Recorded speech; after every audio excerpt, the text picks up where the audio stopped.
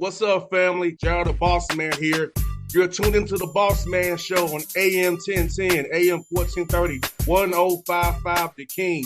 Let the King out at 105theking.com and the Bossman Show at bossmanshow.com. Hit me up on Instagram, The Bossman Show, Twitter at Bossman Show, and Facebook, Bossman Show. It's the Bossman on your radio. Listen to the Bossman Show with your host, JR, Saturdays at 9 a.m. right here on AM 1010, The King. What's up, good people? BetOnline is your number one source for all your betting needs. The latest odds, lines, and matchup reports for baseball, boxing, golf, and more. BetOnline continues to be the fastest and easiest way to place your wagers, including live betting and your favorite casino and card games available to play right from your phone. Head to the website or use your mobile device to sign up today and get in on the action. Remember to use your promo code BELIEVE, B-L-E-A-V, for your 50% welcome bonus on your first deposit. BetOnline, where the game starts. BS3 Network, changing the way you watch TV.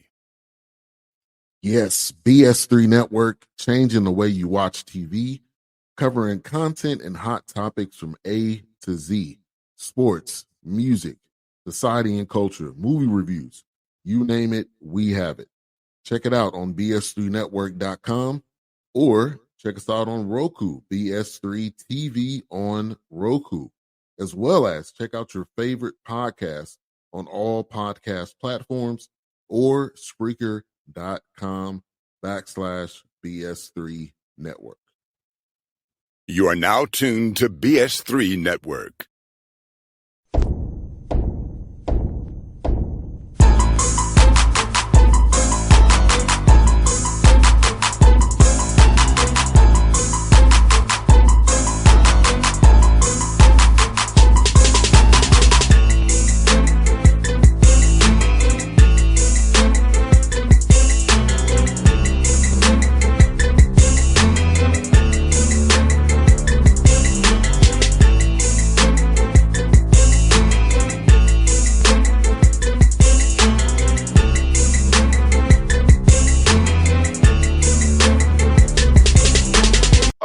Back on the Bossman Show, going to the NEC, talk to my man Chris Kraus, Stone Hill, Skyhawks doing his thing, year two going to D1.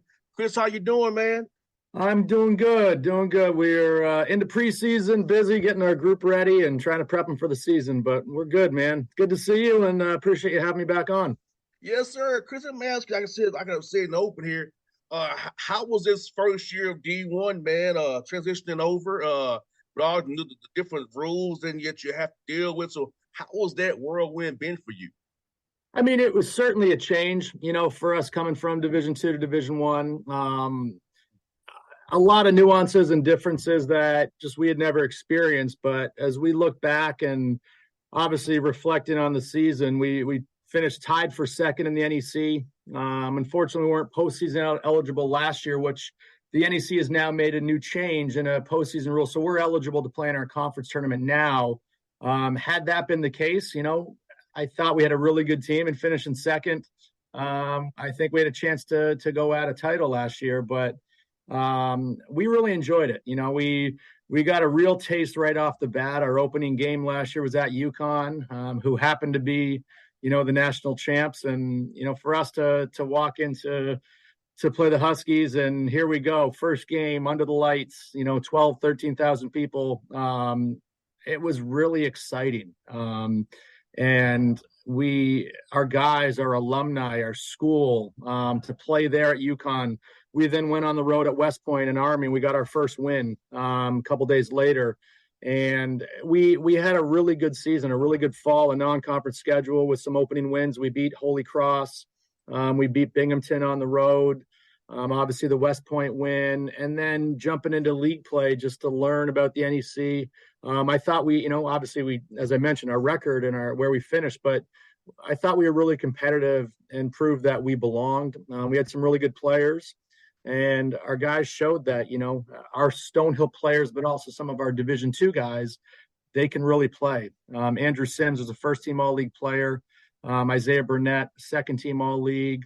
And then Max Zagorowski, who's back here with us this year, was third team. So we had 3 all-conference players. And, yeah, we were really happy, really pleased with what we did. And it was great to see just the community here. There's so much excitement at Stonehill about, the Division I transition, the move, and obviously our season and schedule with how we did. And especially now we're going to go play Kentucky. We're going to play the Hurricanes then in Miami. We're going to play Rutgers. We're playing UConn again. We're open up at George Washington. There's a lot of excitement and a buzz about this program at this level. So pleased and excited with year 1, and we got a lot of work to get ready for year 2 here. No doubt. And I think what's good for you is how the calendar's changed now with the one calendar. You can have your guys in the summer for amount of time in the fall here. So how is that adjustment as well, knowing you can touch your guys more and work on them getting better so you can come out guns blazing on November 6th there when this thing kicks off? Yeah, no, I mean, that was the first time. Last summer we didn't do it.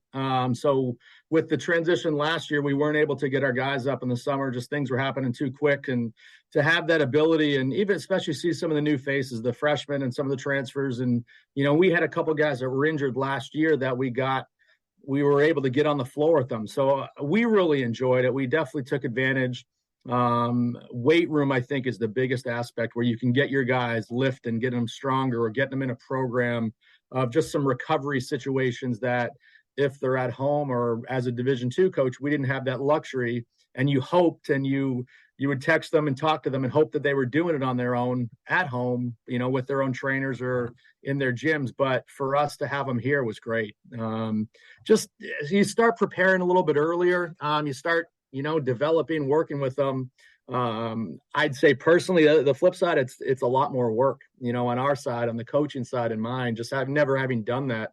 I'm leaving home, leaving my kids at whatever time in the morning to go to the office and prepare a practice plan, meet with the staff and get on the floor. That was certainly different. So, some getting used to on my side administratively and things like that. But from a competitive hoop standpoint, it was awesome. I just loved working with the guys and loved getting them better.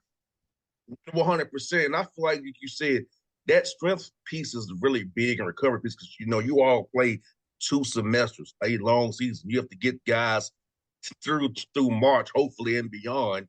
And I know that's hard to do. So those hard yards you put in during the fall, during the spring and the summer, will get you through that long grind of November to March. Absolutely. Yeah, no, and that's why, whether it's football to baseball, you name a sport, obviously with ours, that's one of the biggest transition pieces is the strength level as you're playing against older guys and college men, here in college basketball.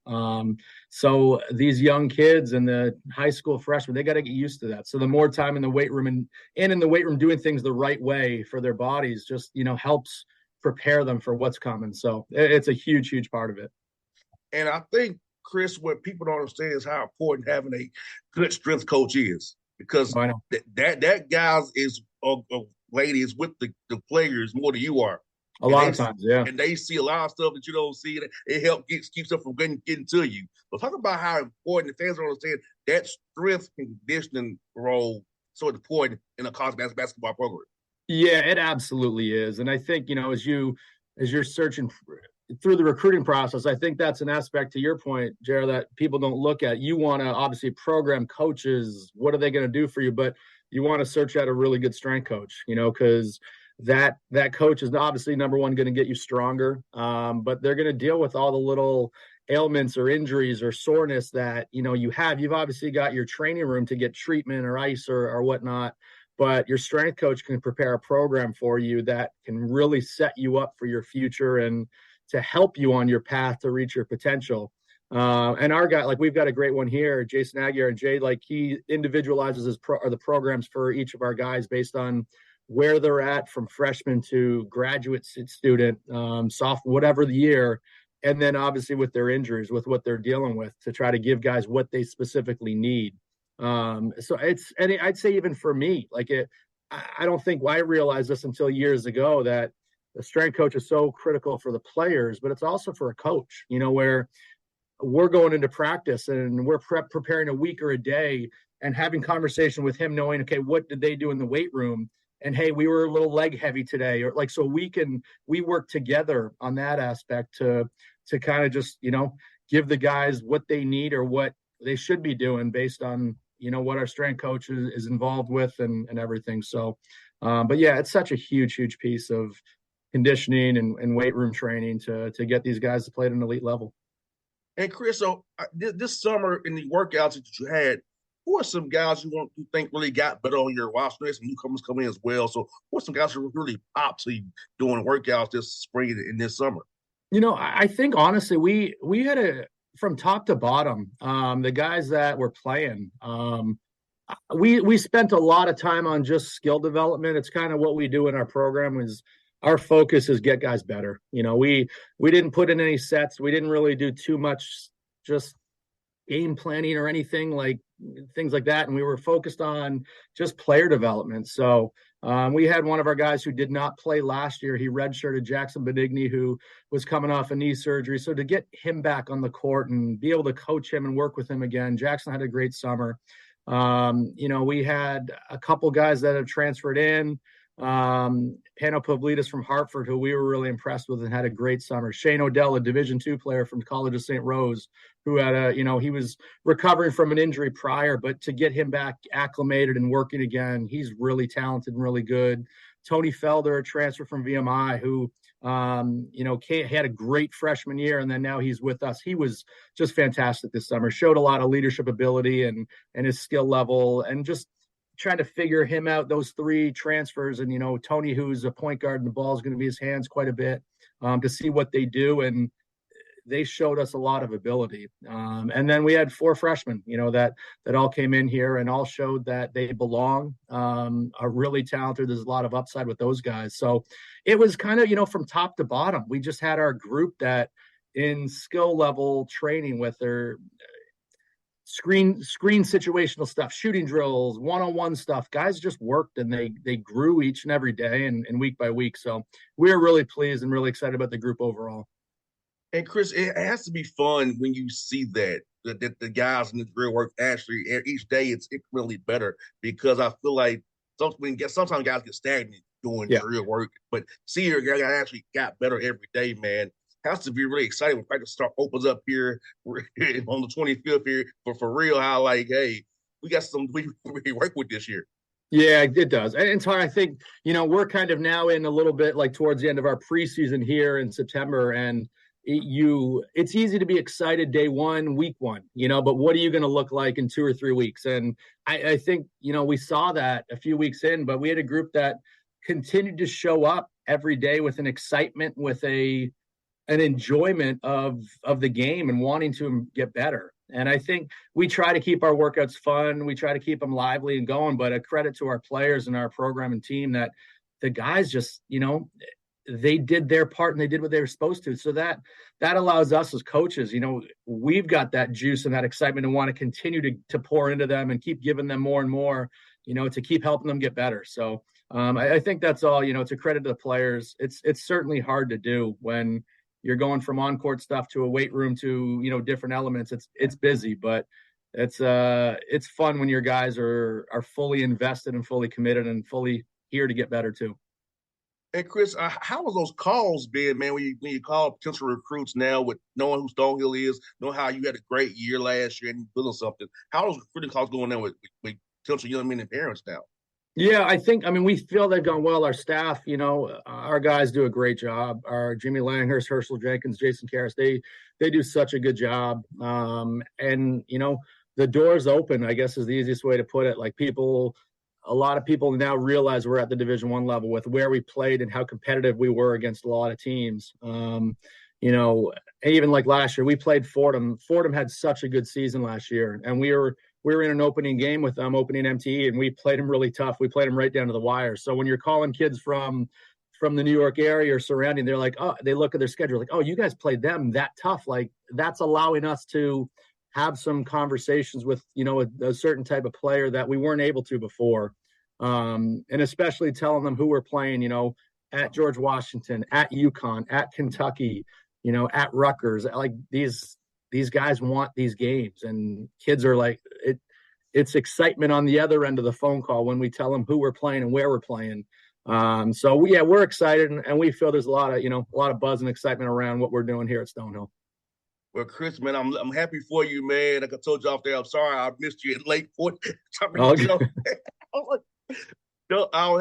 couldn't believe I said, this Miss Chris, that's crazy. But man, we'll be back. We will be back for sure. So next time we got to catch up.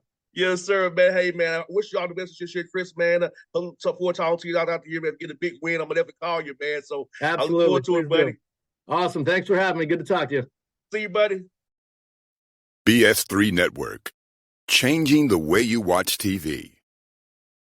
Yes, BS3 Network, changing the way you watch TV, covering content and hot topics from A to Z, sports, music, society and culture, movie reviews, you name it, we have it. Check it out on bs3network.com or check us out on Roku, BS3 TV on Roku, as well as check out your favorite podcast on all podcast platforms or Spreaker.com/BS3 Network. You are now tuned to BS3 Network. What's up, good people? BetOnline is your number one source for all your betting needs. The latest odds, lines, and matchup reports for baseball, boxing, golf, and more. BetOnline continues to be the fastest and easiest way to place your wagers, including live betting and your favorite casino and card games available to play right from your phone. Head to the website or use your mobile device to sign up today and get in on the action. Remember to use your promo code BELIEVE, BLEAV, for your 50% welcome bonus on your first deposit. BetOnline, where the game starts. What's up, family? Jared the Bossman here. You're tuned into the Bossman Show on AM 1010, AM 1430, 1055 The King. Check The King out at 105theking.com and the Bossman Show at bossmanshow.com. Hit me up on Instagram, The Bossman Show, Twitter at Bossman Show, and Facebook, Bossman Show. It's the Bossman on your radio. Listen to The Bossman Show with your host, JR, Saturdays at 9 a.m. right here on AM 1010, The King.